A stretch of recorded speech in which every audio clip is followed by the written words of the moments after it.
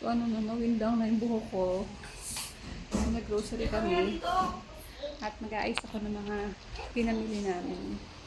Kasi wala nang laman yung rep namin, as in zero balance. So, yan. Yan aming mga pinamili. 6,500 na kaagad yan. Yan lang. So, lahat ng yan ay 6,500 na. Lahat yan. So, ayan, mag-aayos muna ako ng aming mga pinamili. So, ayan, meron pang mga ibang stocks. Ayan, may mga stocks pa. So, ito ilagay natin yan. Tapos, ito. Actually, hindi ko na nilagay yung iba kasi binaba na dun para hindi na kami akyat ng akyat. Tapos, para less hassle na pati. Kasi sobrang hassle pag akyat baba. Kukunin mo, sobrang hassle. So, dito na ilalagay pati yung mga biskuit hindi na sa rep. Kasi minsan, nag-overflow yung rep. So, ayan. Biskuit ni Zoe. Laging gutom kasi si Zoe pag hapon. Kaya nag-i-ista kami. Ito naman kay Yumi. Hindi na namin siya ababaunin ng mga matatamis. Super heavy na kasi dinagdag niya simula nung nagbakasyon. Nagbakasyon kasi sobrang nag-over ba yan? Ang tawag dun? Overweight na siya. Sobrang taba. Ito na lang siguro natin. Tapos dito yung biscuit para mabilis nilang makuha. Tapos ito yung munggo dyan sa taas. Tapos yung mga kukumamagata. Dito na lang natin ilagay. Kasi minsan ibababa ko na rin siya. Ayan. Ayan. Ito meron pang. Minsan nakakalimutan namin yung ibang magkain dito. Ayan. Hindi na namin nagagalaw hanggang nasisira na. Nasisira na siya.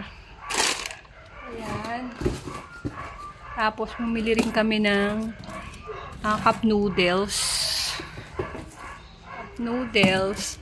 Kasi minsan pag midnight, nagugutuman kami. So, sa village, mahal yan eh. May mga toyo pa dito, tsaka wala namang laman. Suka. Tapos, natin lagay yan. Yan. Diba ang ganda pag nakaayos. Para may tindahan. Tapos, nag-aano din ako ng century tuna. Pag emergency, nagugutuman yung mga bagets at wala pang luto. At saka, syempre, sardinas. Kahit namimiss namin mag-sardinas. Luto kami niyan. Actually, hindi na namin niluluto. Lalagyan na namin kagad ng kalamansi. Kalamansi at saka sibuyas. Napakasarap. May kukumamagata pa dito. Ayan. Diba? Ang ganda pag nakaayos. Kasi bumili din ako eto. Yun natin yan dito. Ayusin natin. Para maayos din. Ayan. Tapos ito yung all-purpose flour. Mas trip ko kasi pag nag-chicken ako, mas masarap yung sariling timpla. Hindi masyado maalat. At saka yung corn starch. Pag nagpapalapot ako ng sabaw. At saka syempre, magic sarap. Magic sarap kasi minsan lang. Pero syempre, hindi pwedeng walang magic sarap. At oyster sauce. Kailangan ko yung oysters. Bakit dito yung kukumamagat? Dito yan. Kukumamagat. Para maganda. Tapos, ito na yung binili ko kasi minsan napaparami. Basta na naman tayo sa ganito. Ganitong paminta. mas maganda yung yung ano, kuha natin pag ganito. Pero minsan napapasama yung stapler. At saka rock salt. Actually, bababa na to kasi maubos na kami. Rock salt. At, syempre, another magic syrup. Kasi mabilis maubos yung magic syrup. At syempre, ito, gagamitin ko sa baon ni Yumi. At, mantika. Ubos na rin yung mantika namin ito. Ayan. So, isimulan natin to. Ito dito natin to ilagay. Para mabilis makita. Kasi minsan, pag tamad utusan yung mga bagets, sabihin nila wala. Pero nandun lang naman. Laging, ay wala mama! Pero nandun lang siya. Laging pag inuutusan. Pag kunyari kasi may ginagawa sila. At inutusan mo.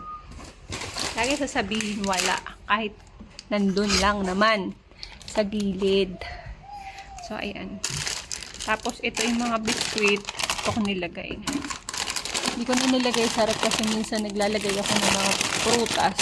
Hindi na magkasa.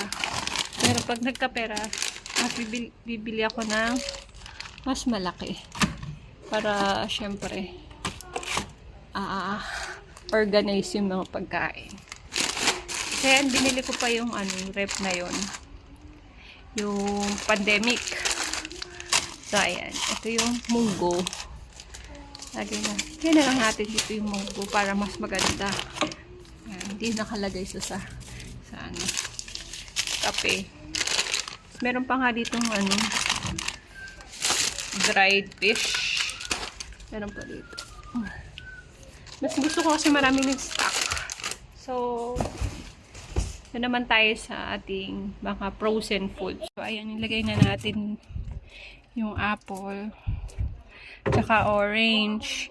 Kainit ko na nilalagay dito yung mga biskuit kasi actually dito namin nilalagay parang hindi lang gamin. Tapos yan, talong.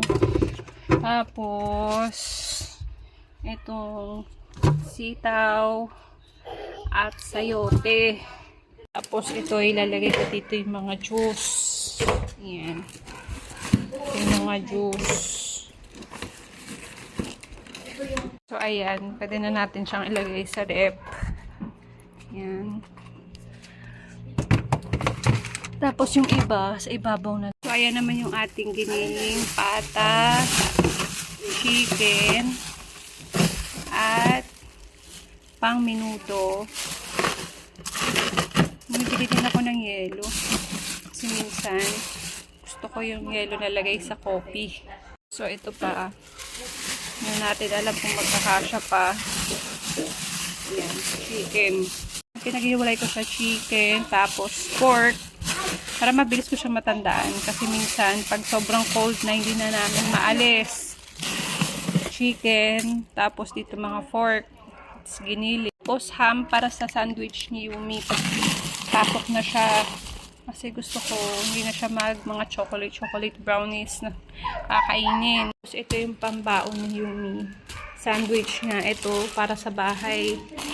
Ito naman para sa mga niluluto ko pang may mga mantika. Ito yung mga sabon. Meron pang mga stock set. Pero ayoko kasi nauubusan. So, pag palapit ng paubos, nag-order. Bumibili ulit ako. So, yun lang mga my loves at sobrang pawis na ako. Sobrang init. So, salamat sa panonood. Till next time ulit sa aking grocery. Sobrang dami.